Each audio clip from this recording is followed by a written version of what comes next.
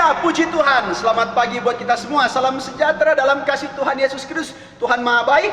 Tuhan izinkan kita lagi untuk bertemu sampai saat ini dengan pertolongan dan cinta Tuhan. Segala aktivitas kita di hari-hari yang lampau, setiap pergumulan yang kita sedang lalui di hari yang lampau, bahkan saat ini, saya sangat berharap kita akan tetap terus semangat di dalam Tuhan. Karena saya percaya bahwa segala sesuatu yang terjadi dalam kehidupan kita itu seizin daripada Tuhan. Makanya saudara, pada pagi hari ini saya rindu untuk menguatkan keimanan kita kepada Tuhan. Andai kata kita ada di dalam satu proses yang Tuhan sedang izinkan dalam kehidupan kita. Ada satu tokoh dalam firman Tuhan yang kita mau melihat dalam keadaannya sebagai orang yang beriman kepada Tuhan. Dia adalah orang yang berusaha untuk kehidupannya untuk sempurna di pemandangan Tuhan. Ya, sangat berjuang dalam keimanan dia. Nah, kita akan baca ayat itu saudara dalam kitab Ayub pasalnya yang pertama. Ayub 1 ayat 1 firman Tuhan bilang begini. Ada seorang laki-laki di tanah Uz bernama Ayub. Orang itu saleh dan jujur.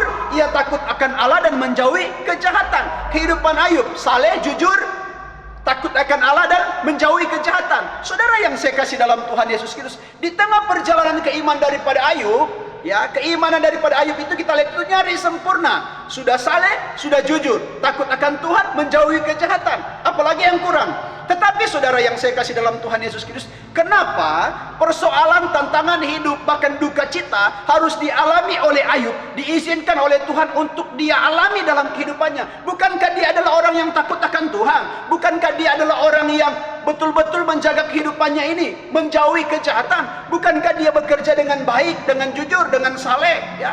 Tetapi Tuhan ternyata mengizinkan kehidupan daripada Ayub ini untuk ada dalam satu proses di dalam kehidupannya, di mana semua hartanya itu habis, di mana istrinya itu mengajak kehidupan daripada Ayub itu untuk menghujat Allah. Bagaimana kehidupan daripada pekerja-pekerja daripada Ayub itu sendiri akhirnya terlantar, ya, ketika kekayaannya itu dirampok. Jangan saudara lupa, Ayub itu adalah orang terkaya di daerah timur sesuai catatan firman Tuhan. Dan saudara-saudara yang saya kasih dalam Tuhan, belum cukup sampai situ. Akhirnya Ayub ini mendapatkan sakit yang sangat memalukan, sakit borok saudara. Ya, dulunya memakai baju yang sangat mewah, akhirnya dia harus duduk, ya, tanpa baju, dan dia harus ada juga di apa? Di tanah saudara, duduk di tanah. Ya, belum lagi datang saudara kawan-kawannya dari Elifaz, Bildad, Sofar, dan Elihu datang itu untuk mempersalahkan daripada Ayub.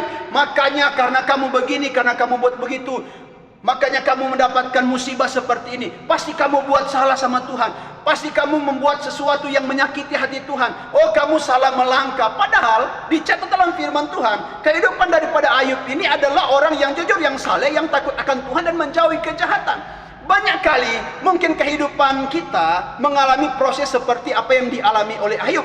Kita sedang berusaha dalam kehidupan kita ini untuk menyenangkan Tuhan, supaya kita menjauhi diri kita dari kejahatan. Kita berusaha untuk jujur, ya. Tetapi kok kenapa masalah-masalah yang seperti bisa terjadi dalam kehidupan kita? Kita belajarlah dari apa yang sedang dialami oleh Ayub. Satu ketika dicatat dalam firman Allah, ketika iblis mengelilingi dunia dan akhirnya bertemu dengan Tuhan dalam satu, saya tidak tahu pada waktu itu sedang apa saudara yang terjadi. Tiba-tiba Tuhan berkata kepada iblis, apakah engkau melihat hambaku Ayub? Ya, iblis menjawab seperti ini, ya, saya sudah keliling-keliling dunia ini dan saya melihat-lihat. Tetapi Tuhan bilang, kamu melihat hambaku Ayub? Iblis berkata, ya, saya melihat, tapi kan dia diproteksi dengan kuasa yang berasal daripada Tuhan sendiri. Saya tidak bisa sentuh dia. Kenapa? Ya, saudara-saudara, iblis tidak bisa sentuh kehidupan daripada Ayub karena Ayub itu saleh, Ayub itu jujur, Ayub itu menjauhi kejahatan, dan Ayub itu takut akan Tuhan. Makanya ada proteksi daripada Tuhan. Tiba-tiba ketika Tuhan mempromosikan Ayub ini, ya, karena tanda kutip saudara, Tuhan tahu kemampuan Ayub. Jangan pernah kita lupa tentang firman Tuhan. Ketika tantangan pencobaan datang dalam kehidupan kita, sejujur-jujurnya itu tidak akan melampaui kekuatan kita. Makanya karena Tuhan Maha tahu, Dia sudah tahu bahwa Ayub ini ketika akan dicobai oleh kuasa kegelapan, ya, Ayub itu tidak akan kalah. Makanya Tuhan bilang, silakan kamu buat ini dan kamu buat itu, tetapi jangan sampai engkau mengambil nyawanya, karena itu adalah hak daripada Tuhan. Jadi iblis sudah buat segala sesuatu untuk membuat kehidupan daripada Ayub ini Nyata-nyatanya istri Ayub kan hampir stres. Kutukilah ayam alamu. Ya. Tetapi Ayub berkata, dasar engkau perempuan gila. Kamu hanya mau menikmati hal-hal yang baik daripada Tuhan. Tetapi ketika dalam pergumulan, kamu justru melakukan hal yang seperti itu. Saudara-saudara, memang proses itu sangat berat. Saudara boleh bayangkan 10 anak mati, saudara ya. 10 anak daripada Ayub mati. Setiap kali ada pekerja-pekerja di padang, datang cuma 1 orang yang tersisa. Tuanku, ya. Semua harta milik tuanku ternak-ternak yang onta sudah dibawa musuh. Itu bukan karena Ayub gagal dalam manage, bukan karena Ayub tidak jujur, bukan karena Ayub melakukan hal yang salah, saudara. Justru dia melakukan hal-hal yang baik, yang benar, ya. Tetapi kenapa hal itu bisa terjadi, ya?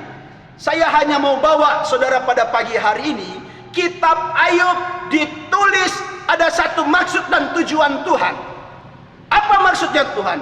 Pada waktu dia harus mengizinkan kitab Ayub ini dikanonisasi menjadi kitab orang yang percaya.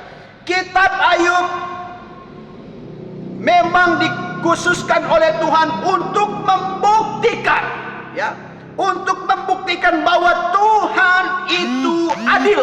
Ingat baik-baik, saudara. Untuk membuktikan bahwa Tuhan itu adil. Ketika Ayub melewati semua proses yang diinginkan oleh Tuhan, ya, memang Tuhan mempermalukan iblis dengan kehidupan daripada Ayub. Ayub ternyata bertahan dalam imannya. Ayub tetap kokoh dalam imannya. Ayub tetap berjuang dalam imannya. Ketika banyak orang datang mempersalahkan Ayub, ya, mereka bilang, kamu buat ini, kamu buat itu, tidak pantas kamu berkata-kata seperti itu. Tetapi Ayub pasal 42 berkata bahwa Allah sendiri mengatakan, hei engkau Elifas, Bildad, Elihu dan Sofar, kalian berkata-kata tidak benar tentang aku, tetapi Ayub yang berkata benar. Haleluya. Makanya mereka berempat itu Tuhan bilang, ngoni kalian itu bikin persembahan itu, bawa dulu sama Ayub, nanti dipersembahkan sama-sama kepada Tuhan. Saudara yang saya kasih dalam Tuhan Yesus Kristus, harus saudara ingat, ya, dalam kehidupan kita ini, kadang-kadang Tuhan kalau kita lihat dari pandangan teodisinya, ya, teodisinya ini pandangan filosofis untuk menjawab alasan daripada Tuhan, ya. Alasan daripada Tuhan tentang peristiwa-peristiwa yang terjadi, ya, yang diizinkan oleh Tuhan. Salah satu contohnya kehidupan daripada Ayub. Tuhan mengizinkan adanya kejahatan di dunia ini, ya. Tuhan mengizinkan, oke, memang Tuhan mengizinkan itu, saudara. Itu terjadi, ya. Tetapi saudara yang saya kasih dalam Tuhan Yesus Kristus, Tuhan itu tidak membiarkannya, ya. Selalu ada dalam pantauan Tuhan, selalu ada dalam batasan-batasan daripada Tuhan. Tidak sampai menjadi rusak, memang sudah lenyap untuk selama-lamanya. Ketika iblis itu datang untuk mengecoh kehidupan kita, ketika memang itu adalah izin daripada Tuhan, Tuhan itu selalu bertanggung jawab. Bagaimana caranya Tuhan bertanggung jawab? Ingat baik-baik ini. Bagaimana caranya Tuhan bertanggung jawab? Tuhan bertanggung jawab, jawabannya ini karena dengan cara apa? Tuhan memberikan keadilan. Haleluya. Tuhan menjawab dengan apa? Tuhan memberikan keadilan. Bagaimana cara Tuhan bertanggung jawab? Tuhan memberikan keadilan. Alkitab berkata, firman Tuhan berkata, akhirnya Ayub diberkati oleh Tuhan 2 kali lipat. Haleluya. Kalau memang di pihak Tuhan itu beda teodisinya. Tuhan itu pakai teodisi dengan sesuatu alasan. Bagaimana kita mencari sesuatu alasan atau apa yang akan menjadi tolak ukur dalam kehidupan kita, bagaimana Tuhan bisa mengizinkan hal itu. Bukankah dia orang yang benar? Tetapi Tuhan itu bisa menjawabnya, saudara. Tuhan menjawabnya ketika Tuhan mengizinkan itu dengan Tuhan memberikan keadilan. Haleluya. Beda kalau saudara pakai kuasa kegelapan itu, mereka hanya memakai hipotesisnya begini. Saya kasih contoh. Hipotesisnya begini, ya.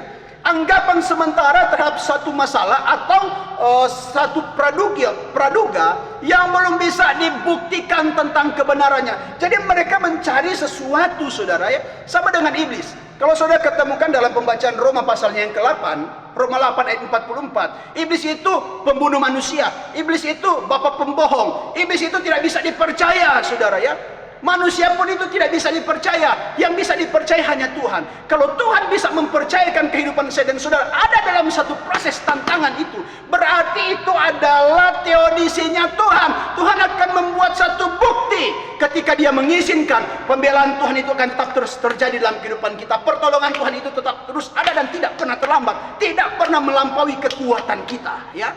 Itu teodisinya Tuhan kalau kita ada dalam sebuah masalah. Tetapi kalau kehidupan kita itu jauh dari Tuhan, ya, kalau kita terpengaruh dengan kata-kata orang-orang dunia dan tidak melekatkan diri kepada Tuhan, maka kita itu akan seperti yang saya katakan tadi, hipotesis, memegang sesuatu yang tidak pasti, mau mencari lagi kebenarannya. Bahkan kebenarannya itu belum tentu benar di pemandangan Tuhan, karena itu adalah pandangan manusia. Saudara-saudara yang saya kasih dalam Tuhan Yesus Kristus, biar iman kita dikuatkan pada pagi hari ini, jalan saja sesuai dengan apa yang Tuhan inginkan dalam kehidupan kita.